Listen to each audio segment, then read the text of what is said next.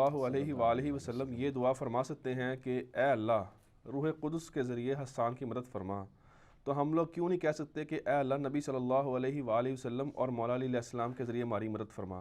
یہ تو وسیلہ اور وسیلہ شرک کیسے ہو گیا؟ نہیں، وسیلے کو کوئی شرک نہیں کہتا، یہ بالکل جھوٹ ہے۔ وسیلے کو جنہوں نے شرک کیا ہے، سب سے پہلے میں نے اس کو رد کیا ہے۔ 6 وسیلے ہیں جن میں سے 5 تو کتاب و سنت سے ثابت ہیں، ایک کے بارے میں اختلاف ہے، اور اس کو بھی ہم نے کوئی شرک نہیں کہا، نہ میں نے تو ایون بدعت بھی نہیں کہا، اور وہ وسیلہ ہے نبی علیہ السلام کا وسیلہ۔ باقی نبی علیہ السلام کے علاوہ اور ہستیوں کے وسیلوں کے بارے میں سخت ہوں، اور مسئلہ 43 میں نے یعنی آج سے تقریباً 6 سال پہلے ریکارڈ کروا دیا، وسیلہ اور توسل کے صحیح احکام و مسائل، وہ پورا ایک مقدمہ ہے۔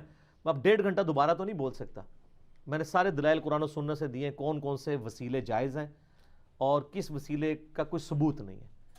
اب یہ دیکھیں، آپ مثال ہی غلط دے رہے ہیں۔ اس مثال میں یہ ہے کہ روح قدس کے ذریعے حسان ابن ثابت کی مدد کرا، یہ نبی علیہ السلام نے دعا کی کہ اے اللہ جبرائیل کے ذریعے مدد کر، تو جبرائیل کے ذریعے اللہ کی مدد مانگی ہے، جبرائیل کی مدد نہیں مانگی۔ دوسری بات، اس کا یعنی جو ڈیکورم سیٹ ہے پہلے سے، ایک پریسیڈنٹ موجود ہے، وہ قرآن پاک میں حضرت عیسیٰ علیہ السلام کے جتنے معجزات ہیں نا، اس کے بارے میں یہ ذکر آتا ہے کہ ہم نے عیسیٰ کی مدد کی روح قدس کے ذریعے۔ تو نبی علیہ السلام نے اسی کو لیا نا کہ اللہ تعالیٰ نے ڈیوٹیاں تفویض کرنے کے لیے فرشتے رکھے ہوئے ہیں، اور وہ فرشتے ان ڈیوٹیوں کے اوپر مامور ہیں، لیکن مانگنا کس سے ہے؟ اللہ سے۔ اس دعا میں نبی علیہ السلام نے یہ تو نہیں کہا اللہ جبرائیل کے صدقے نازل فرما، یہ کہا ہے یا اللہ تجھے جبرائیل کا واسطہ میرا یہ کام کر دے، تو سر وسیلہ آپ نے کہاں سے نکال لیا وہ والا وسیلہ؟ آپ بھی یہی دعا کریں کہ جبرائیل علیہ السلام کے ذریعے مدد فرما، بالکل ٹھیک ہے، وہ اللہ نے ان کو ڈیوٹیز کے لیے تفویض کیا ہوا ہے، لیکن جبرائیل کو آپ نے پکارا نہیں ہے، جبرائیل کا وسیلہ پیش نہیں کیا۔ سر ہمیں اردو تو آتی ہے، آپ کو بھی آتی ہے، وہ بات کریں۔ میں اس لیے کہتا ہوں کہ پڑھے لکھے بندے سے آپ کا واسطہ پڑا ہے، خدا کے لیے سوال کرتے وقت اپنے الفاظ کو اگر خود ہی غور کریں نا، آپ کو جواب مل جائے گا۔ اس میں تو یہ بات ہے ہی نہیں ہے کہ اللہ تجھے جبرائیل کا واسطہ۔ اب رہا کہ اگر کوئی یہ کہتا ہے جی میں اس پہ قیاس کر کے یہ کہتا ہوں کہ اے اللہ نبی علیہ السلام اور مولا علی کے ذریعے میری مدد فرما، تو سر اس کے لیے آپ کو ثبوت پیش کرنا پڑے گا، اور ہم اس کو غلط اس لیے سمجھیں گے کہ نبی علیہ السلام کی مبارک زندگی میں غزوہ بدر اور غزوہ احد کے اندر آرمی چیف کون تھے؟ حضرت حمزہ ابن عبد المطلب۔ تو غزوہ خندق کے موقع پر نبی علیہ السلام نے یہ دعا کی اے اللہ حمزہ کے ذریعے میری مدد فرما۔ غزوہ خیبر کے موقع پہ کہا کہ اے اللہ حمزہ کے ذریعے میری مدد فرما، جیسا کہ تو نے بدر و احد میں مدد کی تھی، اس لیے کہ وہ دنیا سے جا چکے تھے، ان پہ موت آ چکی تھی، وہ آخرت کی زندگی میں چلے گئے تھے۔ جبرائیل علیہ السلام کا مسئلہ ڈیفرنٹ ہے، اور وہ قیامت تک اللہ تعالیٰ کی ڈیوٹیز کو کریں گے، بلکہ وہ جو شب قدر کے بارے میں آتا ہے کہ شب قدر میں انا انزلناہ فی لیلۃ القدر، اس صورت کے اندر آتا ہے نا اینڈ پہ جا کے کہ اللہ تعالیٰ کے حکم سے فرشتے اور روح قدس اترتے ہیں، اور اللہ تعالیٰ کی طرف سے وہ احکام جو تفویض ہوتے ہیں ان کو ایگزیکیوٹ کرتے ہیں۔ وہ تو آ رہے ہیں، وہاں پہ کسی صحابی کا، کسی نبی کا، کسی بزرگ کا، کسی جن کا ذکر موجود ہے، تو جن کی ڈیوٹیز آپ ان کے ساتھ بات کریں نا، ان کی ڈیوٹیاں پہلے ثابت کریں کہ وہ یہ کرتے ہیں، تو پھر اگلی بات کریں۔ باقی استانت والا مسئلہ نمبر 3 میں نے دیکھ لیں، میں نے اس میں سب کچھ ڈسکس کیا ہے کہ دعا صرف اللہ ہی سے، یہ واسطہ اور وسیلہ ڈسکس ہی نہیں ہو رہا ہے اس کے اندر۔ آپ بھی یہی دعا کریں، ورنہ میں نے پھکی اور علمی اینٹی وینم دے دیا ان کو کہ نبی علیہ السلام کو خیبر کے موقع پر مولا علی کو نہیں بلانا چاہیے تھا، اسی کو بلانا چاہیے تھا جس نے غزوہ بدر اور غزوہ احد جتوائی ہوئی تھی، حمزہ کو وہ نہیں بلایا، اس لیے یہ بھی کہہ سکتے تھے اللہ حمزہ کی روح کے ذریعے مدد فرما۔ وہاں بھی قرآن پاک میں آپ کو سورۃ الانفال میں ملے گا، سورۃ آل عمران کے اندر، کہ نبی علیہ السلام کے ساتھ اللہ نے وعدہ کیا کہ میں فرشتوں کے ذریعے مدد کروں گا، تو فرشتے اللہ کے حکم سے نازل ہوئے نا۔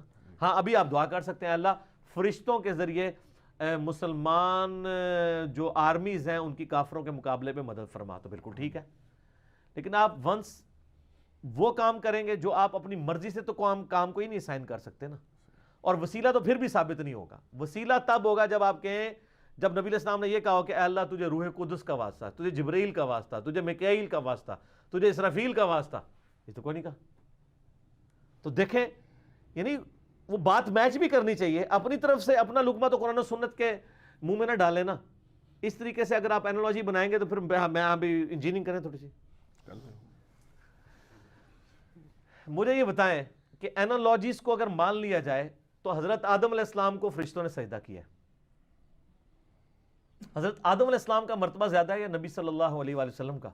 نبی صلی اللہ علیہ وسلم. تو کیا ہم نبی علیہ السلام کو سجدہ کر سکتے ہیں؟ لیکن آپ کی ڈاکٹرائن میں تو جو آپ جس طریقے سے کورالریز بناتے ہیں، تو اگر نبی آدم کو سجدہ ہو سکتا ہے تو امام الانبیاء صلی اللہ علیہ وآلہ وسلم کو کیوں نہیں ہو سکتا؟ تو آپ کہیں گے نہیں یار یہ کوئی ثابت نہیں ہے، الٹا منع کیا گیا ہے. ابو داؤد میں، ترمذی میں حدیث موجود ہے، ابن ماجہ میں بھی، کہ ایک صحابی نے حضور علیہ السلام کو سجدہ کیا، آپ نے فرمایا سر اٹھا، یہ کیا کر رہا ہے؟ تو ان کا یا رسول اللہ میں ہیرا نامی شہر میں گیا تھا، لوگ اپنے سردار کو سجدہ کرتے ہیں. آپ نے فرمایا کہ اگر میں سجدہ جائز سمجھتا تو بیویوں کو کہتا کہ وہ اپنے خامدوں کو سجدہ کریں اس حق کے سبب جو اللہ نے ان کو دیا ہے. اور اس میں یہ بھی الفاظ ہے جب میں فوت ہو جاؤں گا تم میری قبر سے گزرو گے، کیا میری قبر پہ بھی سجدہ کرو گے؟ ان کا نہیں یا رسول اللہ. تو فرمایا پھر مجھے کیوں کر رہے ہو؟ تو نبی علیہ السلام نے عشق اور محبت کے معیارات یعنی قائم کر دیے ہیں. اپنی طرف سے کوئی بندہ عشق کا معیار قائم نہیں کرے گا، ادروائز اس کا پھر کیا جواب دیں گے یہ؟ تو دین کے معاملات کو ہم نے دلائل کی بنیاد کے اوپر دیکھنا ہوتا ہے. باقی میرا مسئلہ نمبر 43 ہے، اس میں نے بتایا کہ اللہ تعالیٰ کے اسماء کا وسیلہ آپ پیش کر سکتے ہیں. قرآن پاک میں سورۃ الاعراف میں ہے وَلِلَّهِ الْأَسْمَاءُ الْحُسْنَى فَادْعُوهُ بِهَا، اللہ کے ناموں کے ذریعے اللہ کو پکارو. نیک اعمال کا وسیلہ پیش کر سکتے ہیں، وَاسْتَعِينُوا بِالصَّبْرِ وَالصَّلَاةِ سورۃ البقرہ میں ہے، صبر اور نماز کے ذریعے اللہ کی مدد چاہو. المدد یا نماز، المدد یا صبر نہیں ہے. اور وہ بخاری مسلم میں حدیث ہے 3 لوگ غار میں پھنس گئے، سب نے ایک ایک عمل کا وسیلہ پیش کیا تو وہ پتھر ہٹ گیا. تو نیک اعمال کا وسیلہ پیش کر سکتے ہیں. پھر کسی نیک آدمی سے دعا کروا سکتے ہیں جو سامنے موجود ہو، جیسے صحابہ کرام نبی علیہ السلام سے دعا کرواتے تھے. اور نبی علیہ السلام کی وفات کے بعد صحیح بخاری میں 1010 نمبر حدیث ہے 1010 کہ سیدنا عمر نے کہا اللہ جب تک تیرے نبی موجود تھے انا کننا نتوسل الیک بنبینا صلی اللہ علیہ وآلہ وسلم، ہم تیرے نبی کے ذریعے تیری طرف توسل اختیار کرتے تھے. اب ان کے چچا کو لے کے آئے، ان سے دعا کروائی اور بارش ہوگی. تو سامنے موجود ہے، اس سے دعا کروائیں. پھر مقام وسیلہ کا ذکر بخاری مسلم میں آتا ہے، جو مقام وسیلہ کی دعا کرے گا اذان کا جواب دینے کے بعد، دروشی پڑھنے کے بعد، میری شفاعت اس کے لیے حلال ہو جائے گی. پھر نبی علیہ السلام کے تبرکات کا وسیلہ جو بخاری مسلم میں آتا ہے کہ صحابہ کرام آپ کا پسینہ لے جاتے تھے، آپ کا لعاب دہن مبارک، وضو کا بچا ہوا پانی چہرے پہ ملتے تھے، جو آج تو اویلیبل اس طرح نہیں ہے. بال مبارک بھی مل سکتے ہیں، اور بالوں کی بھی ہم نے عرض کر دیا ہوا ہے. اب تو بال بھی نہیں ملنے آپ کو، کیونکہ جنہوں نے بال سنبھالے ہوئے تھے ان کا دعویٰ تھا کہ نبی علیہ السلام کا سایہ ہی نہیں ہے. تو ہم کہتے ہیں کہ آپ کے پاس جتنے بال ہیں نا اس کو آپ ذرا بلب کے نیچے رکھیں، اگر اس کا سایہ ہے تو یہ جعلی بال ہے، اور یا وہ جعلی نہیں ہے تو پھر آپ کا عقیدہ جعلی ہے. تو آپ کا کیا خیال ہے ان بالوں کے سائے نہیں ہے؟ سر اٹھلی اوپر لی ہو جائے اگر اس طرح کا کوئی معاملہ ہو جائے تو یہ یعنی انہوں نے جعلی چیزیں بنائی ہوئی تھی.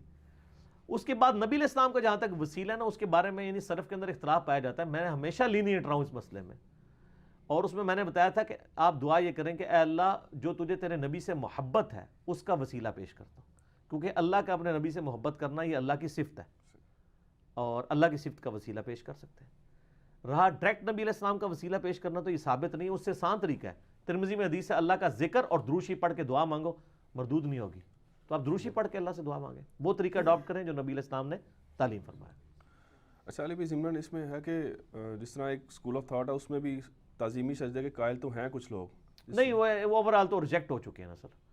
اسکول آف تھاٹ کے چند لوگ تھے، ان کے خلاف احمد بریلوی صاحب نے خود کتاب لکھ دی ہے کہ سجدہ تعظیمی حرام ہے. انہوں نے کتاب لکھی، ان کو سمجھانے کے لیے سر وہ ہے ہی کوئی نہیں ہے تو ان کو آپ کہاں سمجھانا چاہتے ہیں؟ پہلے تو وہ لوگ دریافت کر کے نا ان کی لسٹ بنا کے مجھے آپ ای میل کریں کہ وہ کدھر ہیں تو پھر کریں گے. وہ تو ہماری وجہ سے آپ کو پتہ چلا ہے کہ وہ بھی تھے، مر مر گئے. مجھے بتائیں اس وقت دنیا کو میں قرآن کو مخلوق کہنے والے کون سے لوگ موجود ہیں؟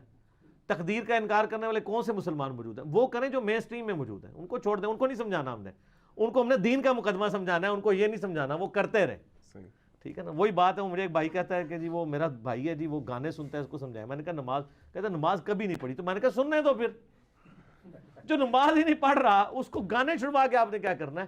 اس سے تو ہم دین کے مقدمے میں بات کریں گے نا کہ نماز بندے کے کفر اور اسلام کے درمیان فرق ہے. صحیح مسلم 246 نمبر حدیث. ٹھیک ہو؟ قرآن پاک میں آیا ہے کہ یہودی